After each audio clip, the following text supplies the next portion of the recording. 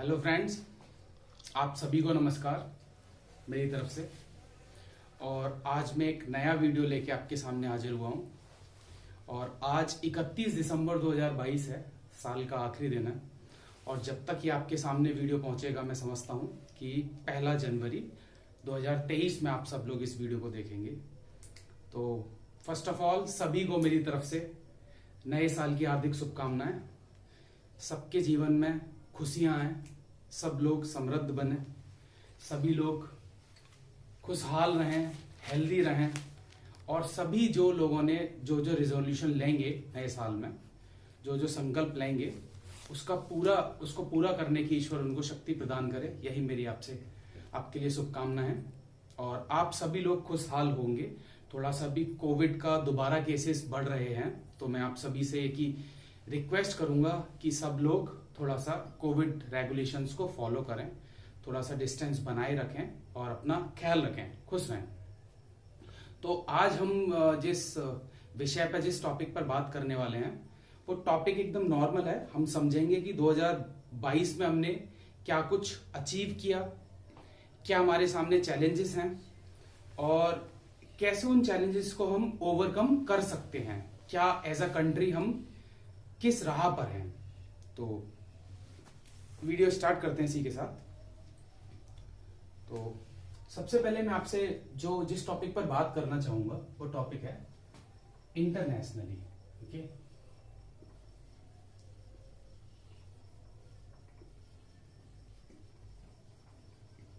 So friends, अभी आप देखेंगे जो 2021 था और जो 2020 था, उसमें कोविड जो पैंडेमिक था उसकी बहुत इकोनॉमी भी उसकी वजह से काफी ज्यादा अफेक्ट हुई थी और हमारी पर्सनल लाइफ और हमारी सोशल लाइफ भी अफेक्ट हुई थी। तो 2022 पहला एक ऐसा साल था स्टार्टिंग में जहां पर धीरे धीरे इकोनॉमी ने रिकवर करना स्टार्ट किया था, बिकॉज जो पैंडेमिक के रूल्स एंड रेगुलेशंस थे वो शट डाउन करे गए थे। और फिर दोबारा से लोगों ने एक्टिविटीज में पार्टिसिपेट करना स्टार्ट किया था। सभी टूरिज्म, ट्रांसपोर्ट, सर्विसेज सेक्टर और मैन्युफैक्चरिंग सेक्टर दोबारा से completely open start world wide होना स्टार्ट हो गए थे। तो ये सब चल ही रहा था, तभी 24 फरवरी 2022 को रशिया और यूक्रेन का वॉर स्टार्ट हो गया। ओके, तो रशिया यूक्रेन वॉर से पूरे वर्ल्ड में काफी कुछ अफेक्ट हुआ है। ओके, रशिया और यूक्रेन जो दो कंट्री हैं वो वर्ल्ड के बिगेस्ट वीट सप्लायर हैं, गेहूं के सबसे ज्यादा बड़े ग्लोबली सप्लायर हैं। वहां पर बहुत ज्यादा गेहूं होता है और रशिया अकेला यूरोप की ऑलमोस्ट 40% जो गैस सप्लाई है उसकी पूर्ति रशिया करता था। तो जब यूक्रेन और रशिया का वॉर स्टार्ट हुआ, हम इसमें नहीं जा रहे, ये it's a debatable topic that which is responsible for the war. Some people are saying, some scholars are saying that Ukraine supported by the NATO and the USA is responsible for the war, and some people are saying that Vladimir Putin, the president of the Russia, is responsible for the war. तो हम उसमें नहीं पढ़ते हैं, हम ये समझते हैं इससे ग्लोबल सप्लाई चेन बहुत बुरी तरह इंपैक्टेड हुई है। इस वॉर से रशिया और यूक्रेन में वॉर स्टार्ट हुआ और आप देखेंगे स्टार्ट होते होते अप्रैल मई तक पूरे वर्ल्ड में इन्फ्लेशन स्टार्ट हो गया। फ्रेंड्स, मैं आपको बताना चाहूंगा कि अब जिस हम युग में जी रहे हैं, जिस एरा में जी रहे हैं, इट्स अ ग्लोबलाइज्ड वर्ल्ड। एक दूसरे से चीजें कनेक्टेड हैं। छोटे से तौर पर मैं आपको समझाना चाहता हूं। जैसे एप्पल का फोन आप सभी जानते हैं, it's an American company, but उसकी मैन्युफैक्चरिंग जो होती है वो ताइवान और चाइना में होती है। उसके सप्लाई पार्ट जो हैं वो कुछ साउथ ईस्ट एशियन नेशन से आते हैं। तो इन केस अगर चाइना या ताइवान में कुछ कॉन्फ्लिक्ट स्टार्ट होता है या सोशली इंस्टेबिलिटी स्टार्ट होती है, तो उसकी वजह से उन फोन के प्राइसेस में राइज होगा और कहीं ना कहीं वो भी इन्फ्लेशन को इंपैक्ट करेगा, मतलब सोशल लाइफ को हमारी को इंपैक्ट करता है। इसी तौर पर जब रशिया और यूक्रेन का वॉर स्टार्ट हुआ, ग्लोबल सप्लाई चेन जब बिगड़ी, तो आप देखेंगे कि फिर इंडिया में और पूरे वर्ल्ड में आपने देखा होगा अप्रैल मई के बाद में इन्फ्लेशन इंडिया में भी बहुत तेजी से स्टार्ट हुआ।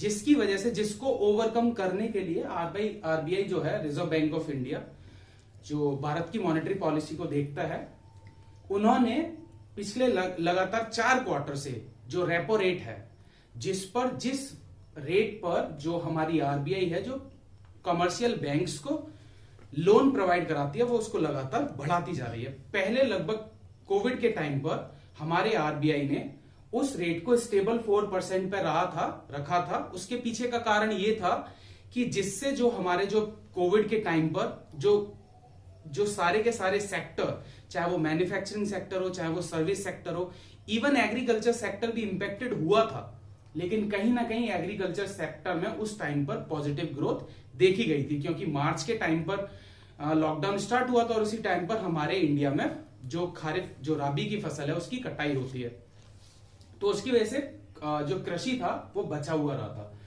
तो अब आप ये देखेंगे कि जो उसको ओवरकम करने के लिए आरबीआई में लगातार पिछले 4 क्वार्टरों से रेपो रेट को बढ़ा रही है, जिससे कि इकोनॉमी में स्टेबिलिटी, अब जो इन्फ्लेशन है उसको कम किया जाए और इकोनॉमी में स्टेबिलिटी बनी रहे। तो पहला तो रशिया यूक्रेन की वजह से ये हुआ। अब मैं इसके बाद थोड़ा सा इकोनॉमी पे और आना चाहता हूं। आप देखेंगे पूरे वर्ल्ड में इस समय इन्फ्लेशन बहुत ज्यादा है, मतलब 2 डिजिट में ऑलमोस्ट एंटायर यूरोप में इन्फ्लेशन है, यूएसए में इन्फ्लेशन की जो इन्फ्लेशन रेट है वो काफी हाई है। जो फेड है वहां का, जो मॉनेटरी पॉलिसी देखता है, यूएस फेड रिजर्व, वो लगातार रेटों को बढ़ा रहा है। तो अब ये इससे इंडिया भी इंपैक्ट हुआ। अगर मैं ऐसा कहूं कि इंडिया कंप्लीटली इसको ये जो पूरा का पूरा इफेक्ट है उसको एलिमिनेट कर दिया है, नहीं, लेकिन हमारे इंडिया की फिर भी जो ग्रोथ रेट है, अगर आप आईएमएफ को देखेंगे तो वो भी 6.87 के आसपास इंडिया की जो फाइनेंशियल ईयर 2022 एंड 23 है, उसकी 6.87 के आसपास ग्रोथ रेट प्रिडिक्ट करता है, और लगभग यही आरबीआई प्रिडिक्ट करता है। तो इन सब हेडविंड्स के बावजूद हमारा जो इकोनॉमिक ग्रोथ है कंट्री का,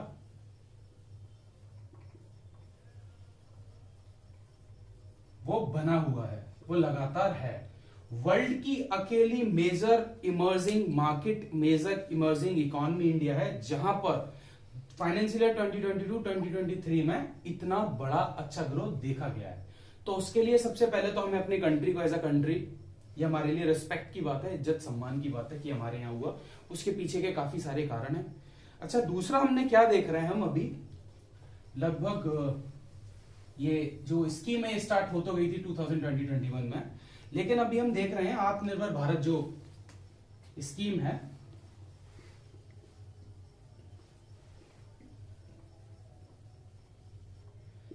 इसका भी हमारे जो कंट्री में है बहुत पॉजिटिव इंपैक्ट लॉन्ग टर्म में दिखाई देंगे। मैं बहुत जल्दी आपको समझाने की कोशिश करूंगा।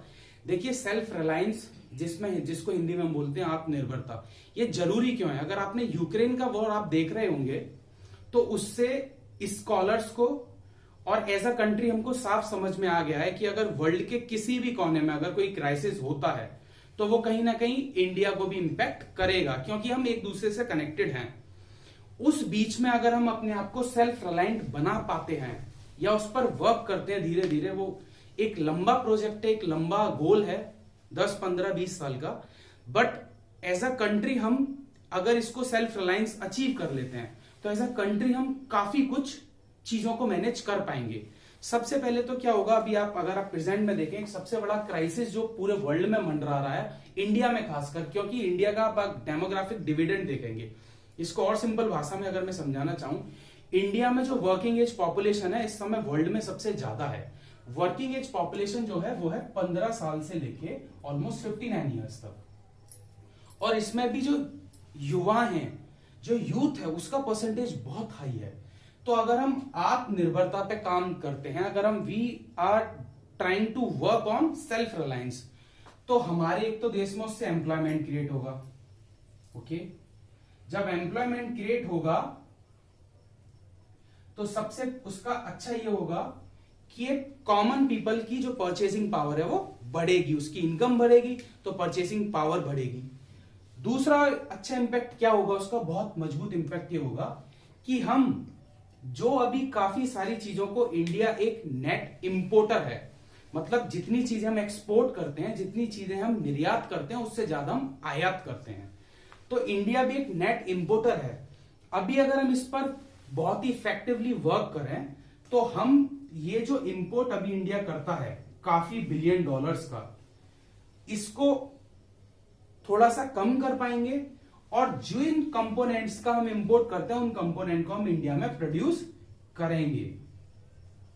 ओके, और ये जो आत्मनिर्भरता है ये एक हॉलिस्टिक, एक ओवरऑल एक पैन इंडिया प्रोजेक्ट है। इस आत्मनिर्भरता का मैं आपको एक बहुत परफेक्ट एग्जांपल अभी पिछले महीने का देना चाहता हूं। आपने देखा होगा तो हमने first indigenous aircraft carrier INS Vikrant India में डिजाइन किया। It's a very proud movement for us because ये फर्स्ट इंडिजिनस एयरक्राफ्ट कैरियर है इंडिया का। उसके 79% जो कंपोनेंट्स हैं, ऑलमोस्ट 76% जो कंपोनेंट्स हैं वो इंडिया में बने हैं।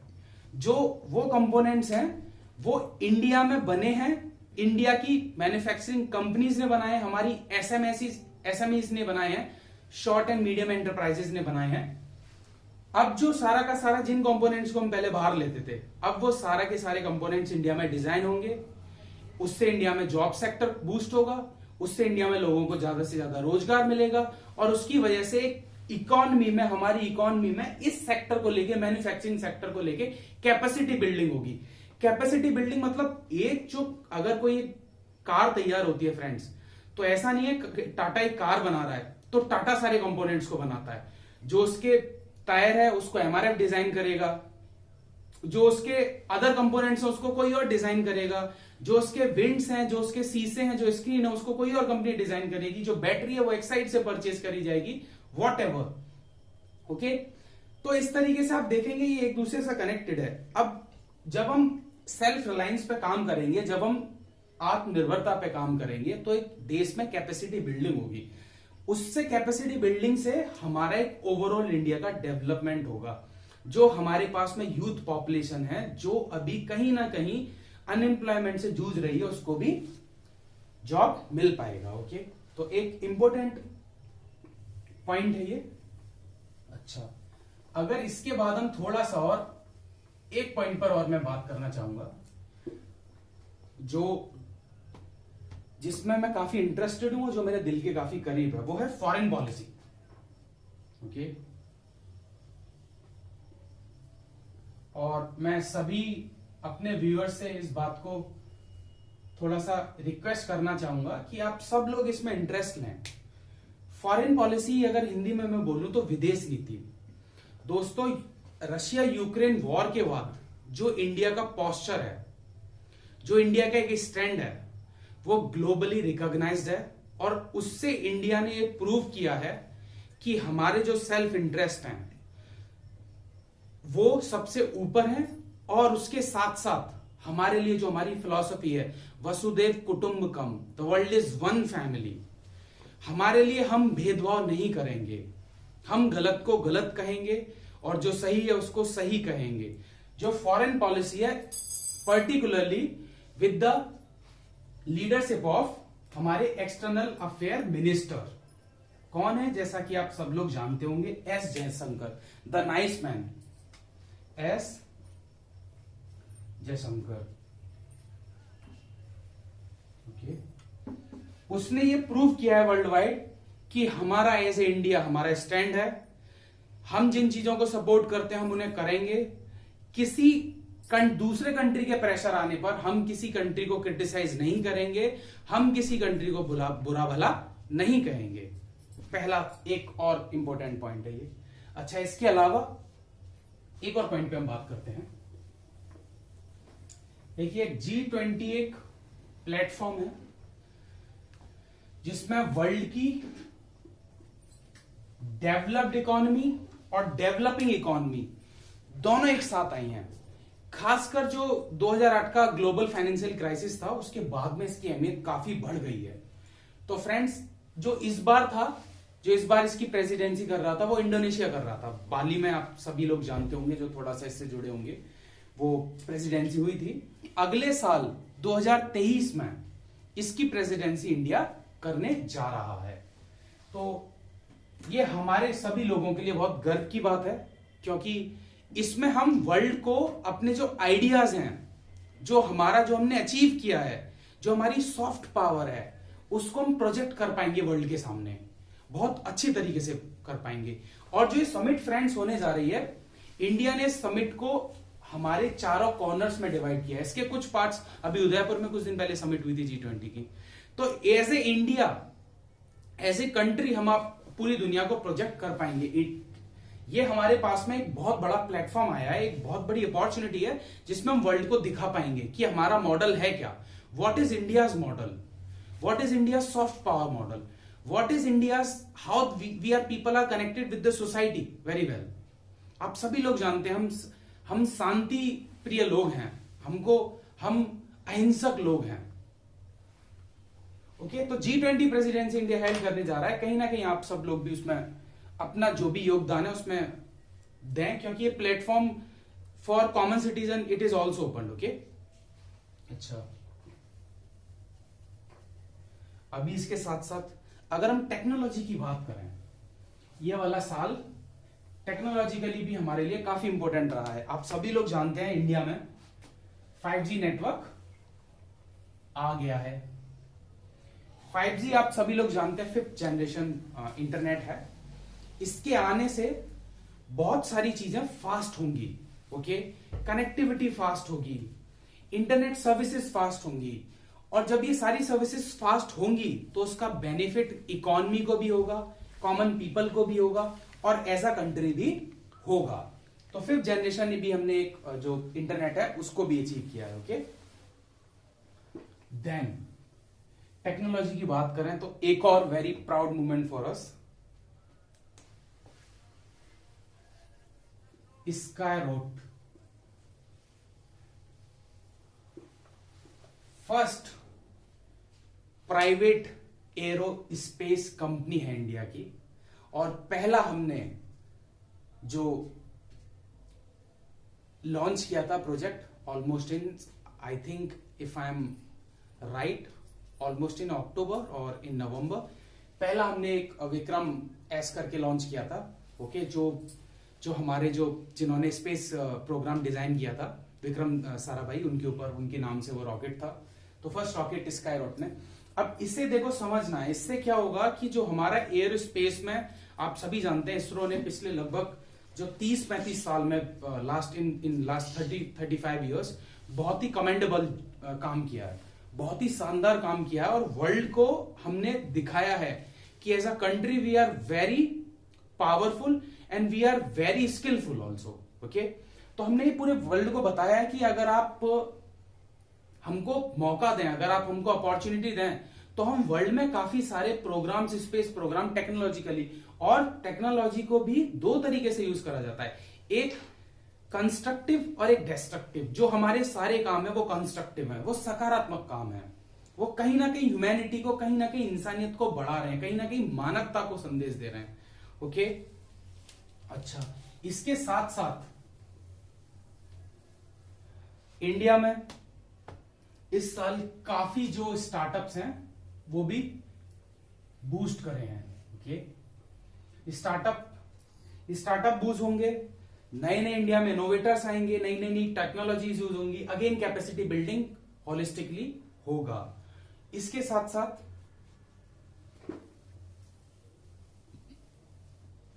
अच्छा, अगर हम स्पोर्ट्स की बात करें तो इस बार कॉमनवेल्थ गेम्स हुए थे 2022 बर्मिंघम में, इंग्लैंड में, बर्मिंघम में। वहां भी हमारा बहुत अच्छा रिकॉर्ड रहा है, ऑलमोस्ट 60-61 हमने मेडल्स जीते थे, जिसमें से 22 के आसपास गोल्ड थे। ओके, तो वो भी एक हमारे लिए इस साल काफी अच्छा रहा।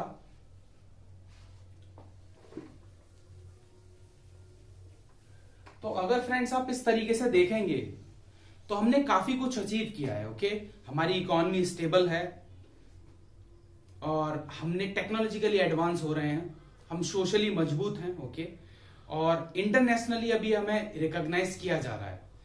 रिकॉग्निशन का अगर मैं बात करूं, रिकॉग्नाइज किया जा रहा है। जब मैं ये बोल रहा हूं ऐसा नहीं है इससे पहले रिकॉग्नाइज नहीं किया जाता था। अब इंडिया का जो स्टैंड है वर्ल्ड उस पर बहुत ध्यान से सुनता है और उसको मानता है।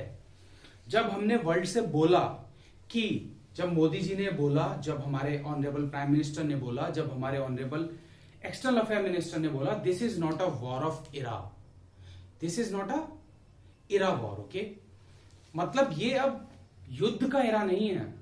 यहां पर चीजें हमें डिप्लोमेटिकली सॉल्व करनी होगी। यहां पर चीजें अगर हमको सॉल्व करनी है तो वो बैठ के सॉल्व करनी होगी। ये नहीं कि आप लड़ाई झगड़ा इन सब से होगा। अगले साल हम एससीओ की भी सबमिट करने जा रहे हैं, शंघाई कॉर्पोरेशन ऑर्गेनाइजेशन जो है उसकी भी सबमिट करने जा रहे हैं। तो इसी के साथ में फ्रेंड्स यही कहना चाहूंगा कि पिछला साल हमारा काफी अच्छा रहा है। आने वाले साल में भी एज अ कंट्री हम काफी कुछ अचीव करेंगे और सभी हम सबको मिलकर अपनी कंट्री को आगे ले जाना है। ये जिम्मेदारी सिर्फ ऐसा नहीं है कि सिर्फ सरकार की है या सिर्फ हमारी मिलिट्री की है। अब मिलिट्री के सामने अगर हम चैलेंजेस की बात करें तो जो सबसे बड़ा चैलेंजेस है हमारा वो है चाइना। ओके, चाइना सबसे बड़ा चैलेंजेस है। आप देख रहे होंगे अभी कुछ दिन पहले जो तवांग में एक इंसिडेंट हुआ है, यांगजे जो एरिया है वहां पर इंसिडेंट हुआ है।